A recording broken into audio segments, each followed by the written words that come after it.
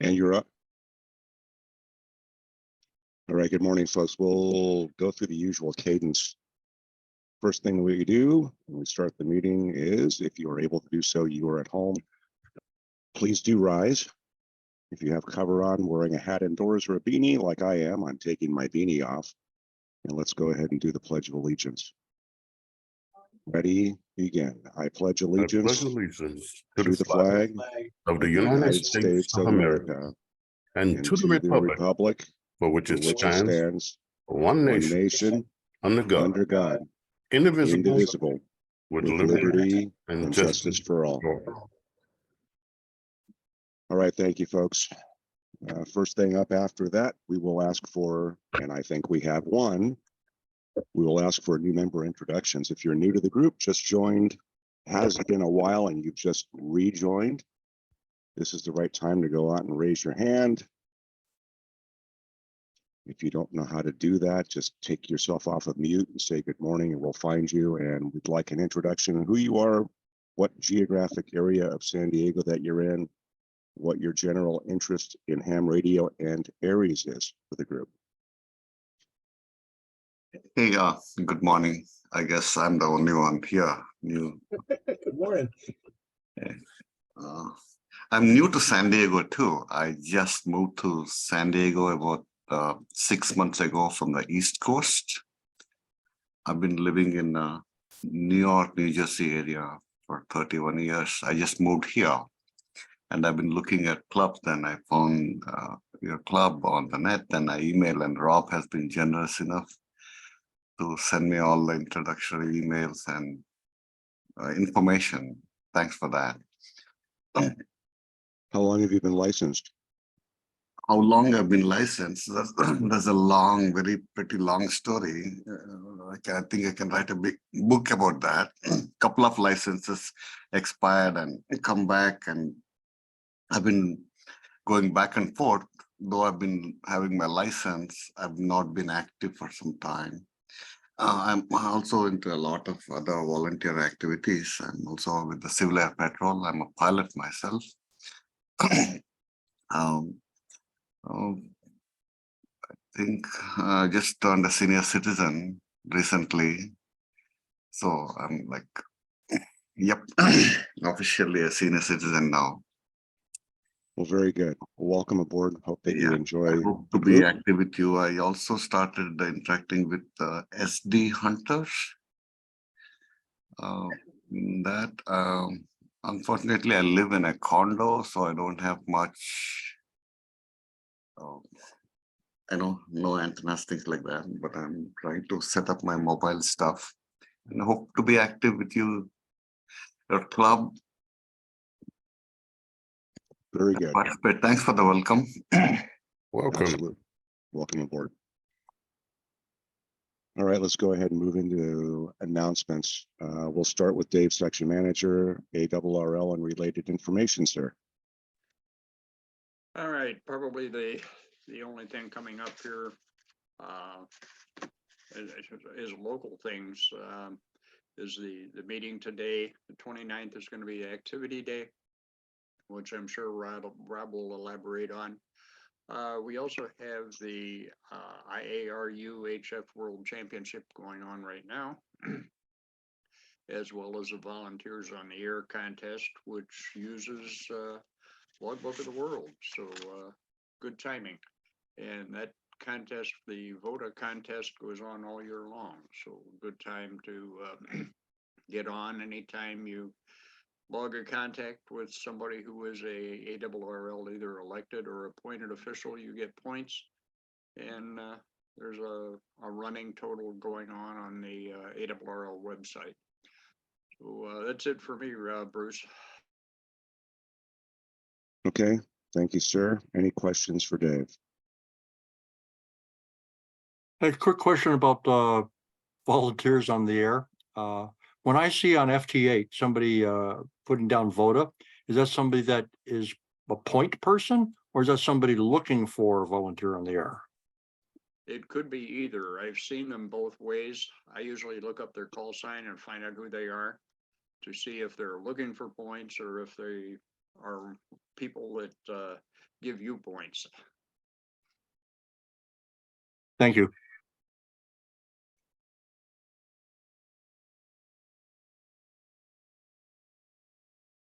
All right, Rob, you're up. Announcements for the section and specific events around the area, please. I will attempt to share screen here. And do you see presentation mode there? You're good.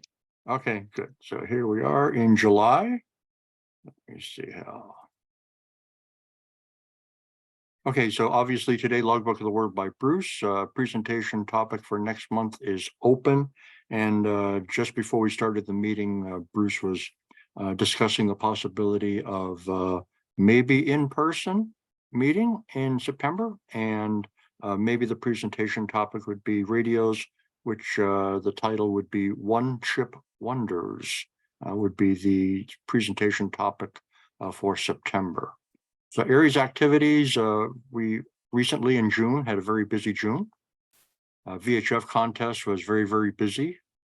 Some people locally here in this section were very, very high VHF contest scorers. And field day happened. I heard mixed results of whether band conditions were wonderful or band conditions were poor. Dave and I split forces and covered about 10 different field day sites around the county. I don't think we didn't get over to Imperial County, but we covered as much as we could here on this side of the mountain. ARRS Activity Day coming up. I'll have another slide for that in a minute. End of September, the regular scheduled activity day, we're going to work with the Los Angeles section and come up with a region simulated emergency test combined with the activity day to do something like we did a year ago with HF regional WinLink something. The draft plan for that, we're still brainstorming all the possibilities of what we could do on September 30th for that 5th Saturday ARRS Activity Day. And of course, ongoing activity is the weekly self-paced WinLink drill. Contact Manir to get started with that if you would like to participate in that exercise. Other training opportunities coming up, non-ARRS, their hams are supporting an endurance run, the Cuyamaca Peak 50K. That's next Saturday. All ham slots are filled. Thank you, everybody that volunteered for that. Ham point of contact for that is Ron, AJ6FQ. Lakeside Hamfest, reminder coming up October 7th in Lakeside. And check the Lakeside Amateur Radio Club website for more information on that. And the next, later in the year, we'll have another endurance run. RSVPs have opened for the ABC 50, the Anza Borrego Cuyamaca 50-mile endurance run. Ham coordinator for that will be Marty, AF5T. Activity Day will be the 5th Saturday in July this month, July 29th. The theme is Back to Basics.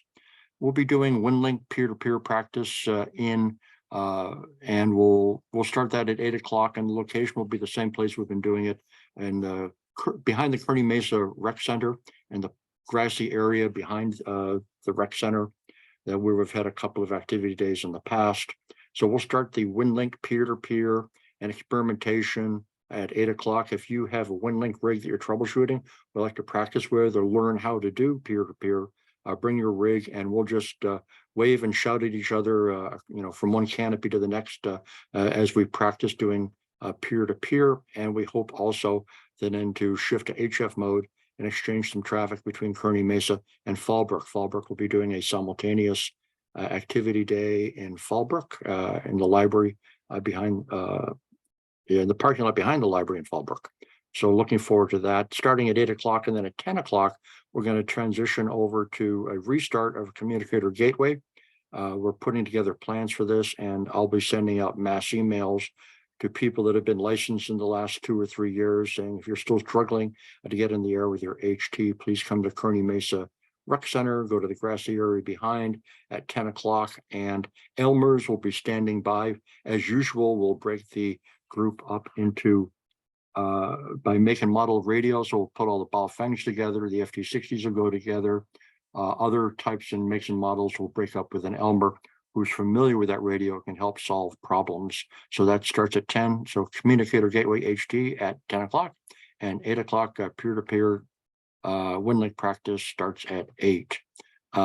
November hospital drill, maybe possible. I don't have a date yet. Maybe Bruce can update us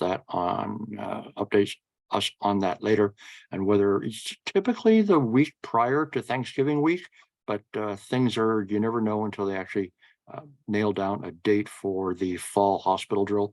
Hopefully we're back in the pre-pandemic routine of having 2 hospital exercises a year, a spring and a fall. So we had one a couple of months ago here, and so looking forward to maybe November for a hospital drill. So we're waiting for information on that. Miramar Air Show, Dave has been calling the provost marshal's office and other authorities at Miramar. They've changed management, as you know, how they organize the air show and whether or not we have a role in doing lost and found kids during the air show in September. We still have no information on that. And when I drop my screen, I'll ask Dennis if Bruce will allow to talk about the recent simplex exercise. And that's all I have. Stop share. Thank you, Rob. Questions for Rob before we move on? I have a question for Rob. Go Yes, ahead, sir. Have we made any contact with the NAVMed West and see if the Citadel Rumble is still a viable option for exercise as well?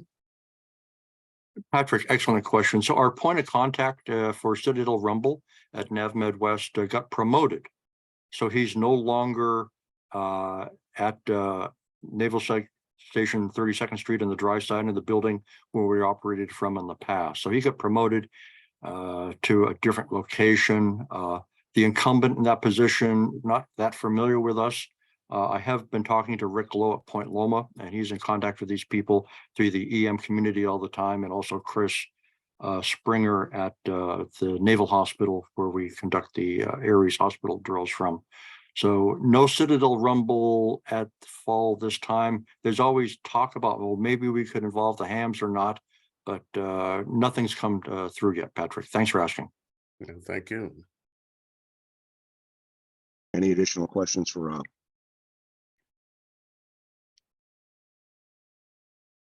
Okay, hearing none. Dennis, if you're available to speak to the recent event. I am.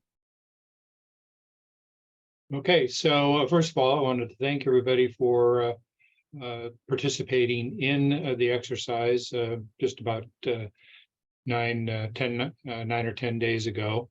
The latest in a series of 5th Thursday simplex exercises. This time we decided to move from VHF frequencies, which we've used for several of these exercises, to UHF. And it was quite the learning experience to find out things such as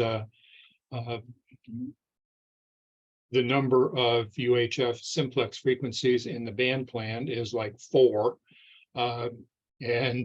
So we need to do some exploration there on finding some additional simplex frequencies. I believe Rob has already approached the band plan people for Southern California to determine if we can add a few more, since it's important to break up our county into regions for local area net controllers to take check-ins as during the course of the exercise. I think for possibly the first time, I started to introduce the ICS 205 com plan as part of the distribution to everyone, so that all of us get familiar with what the ICS 205 com plan looks like and how it's arranged. And so an additional item to get us all more aligned with the ICS planning opportunities. We had a very nice turnout of 32 unique call signs do the check-ins. Some of those did double duty by checking in with more than one area net control. Another item that we found out to be quite significant was that Marty, AF5T, when perched on top of a very tall hill in San Marcos, had excellent simplex coverage all the way down here to Kearney Mesa on one of the frequencies that I had also chosen to be used for the Kearney Mesa area. I had assumed incorrectly that the UHF frequencies wouldn't necessarily carry all that far, but again, a lesson learned that they can in fact carry quite far, provided a good location on the top of Twin Peaks. And so we'll probably do the same or a similar thing the next time around. Your contributions as to variations of this exercise are always welcome. Just pop me an email if you have suggestions. You guys are always generous with suggestions and comments, so please do so. And let's see, speaking of long distance contacts, we seem to be in the range of 45 miles roughly for the longest distance contacts, 45, 48 miles. So that's pretty significant. And perhaps in one of these future exercises, we will try and actually pass a message from North County all the way down to the border using those kinds of locations that allow that to happen. So I think I'll leave it at that. Everybody else would have seen the email with the rest of the recap. I'll turn it back to Bruce. Very good. Thank you, Dennis. Questions for Dennis? Rob here with a comment. I've approached the frequency coordinators, SCRBA, and not received a reply yet. So I'll follow up. Apparently SCRBA, the 440 frequency coordinator, not as active as TASMA, who does 2 meters. Appreciate it. Thank you, Rob. Any additional questions before we move on?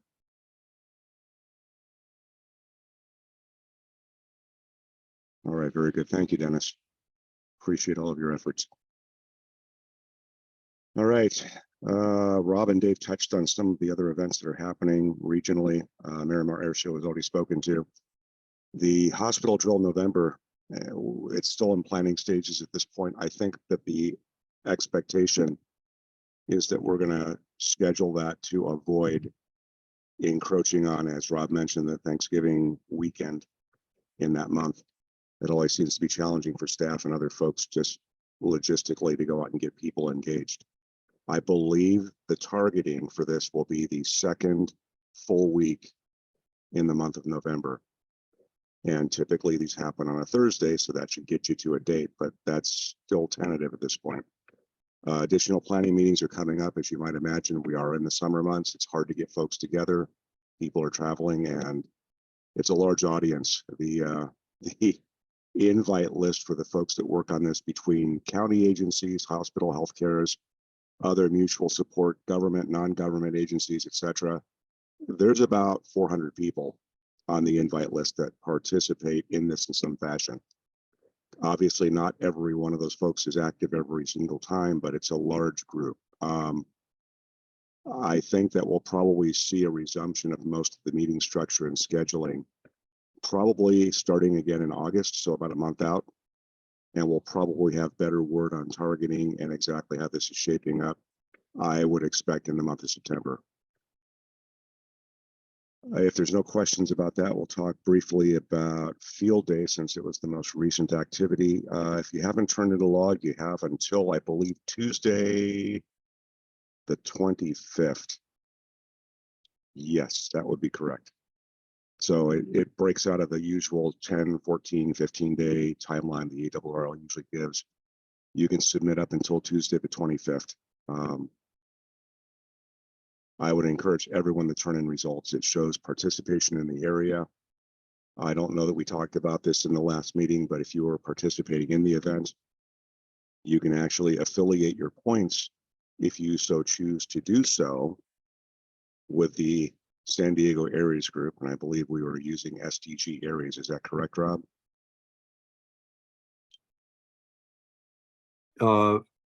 Yes, SDGARES, no spaces or punctuation. As the identifier. Thank you. So we talked about the most recent simplex drill. Do we have any comments or feedback regarding field day, since we're just past that event, from any of the folks that are here?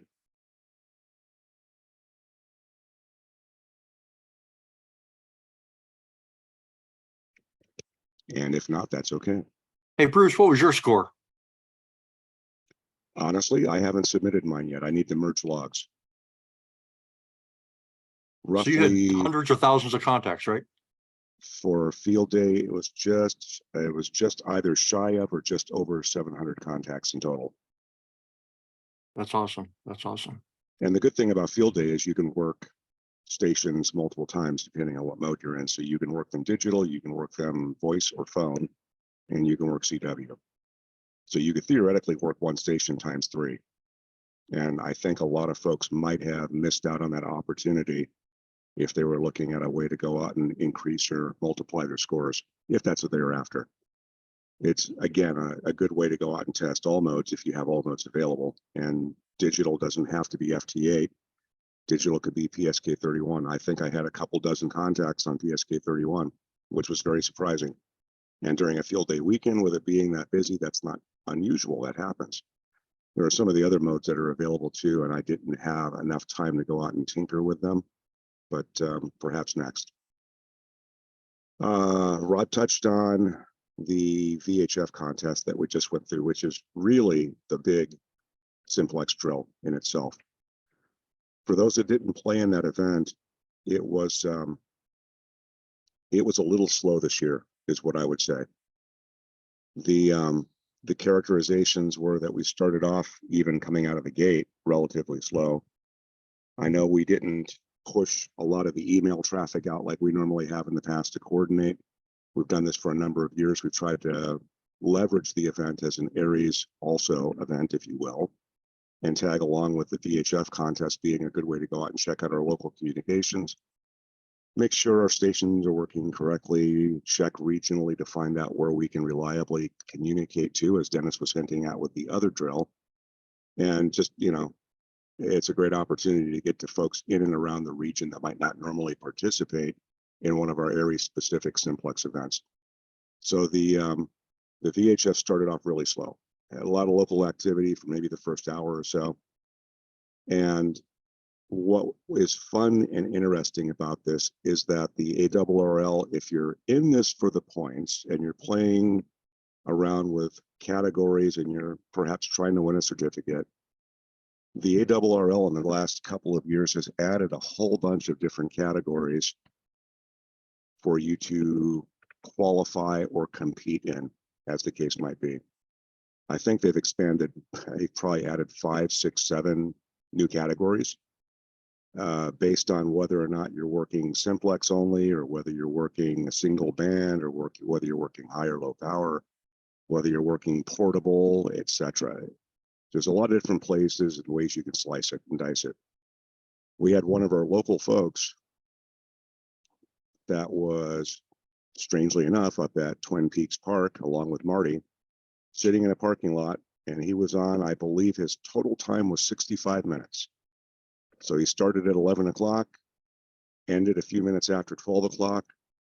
He was running FM only in the FM only 4-band category. And his score was, I believe, 1,400 or 1,500 points.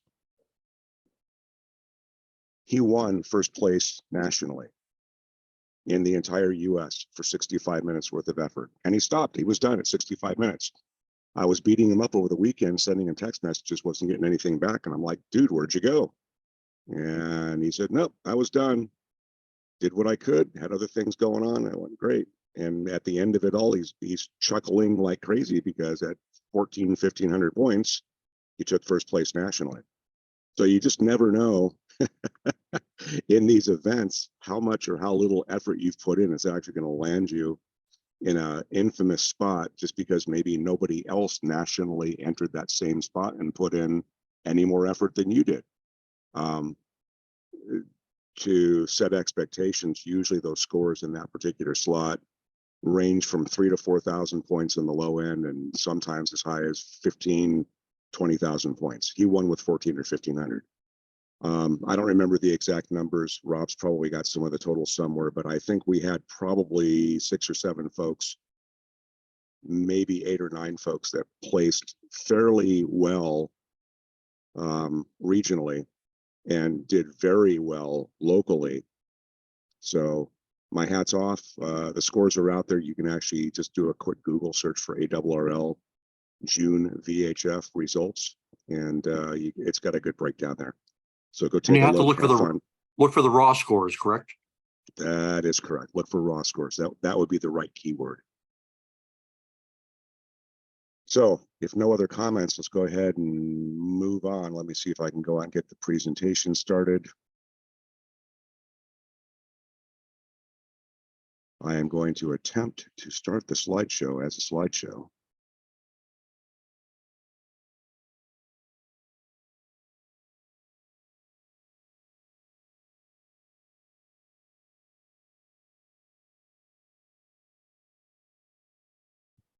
Is everyone seeing what hopefully is on the screen about now? Yes, logbook. Very good. Okay, so we're going to talk about Logbook of the World.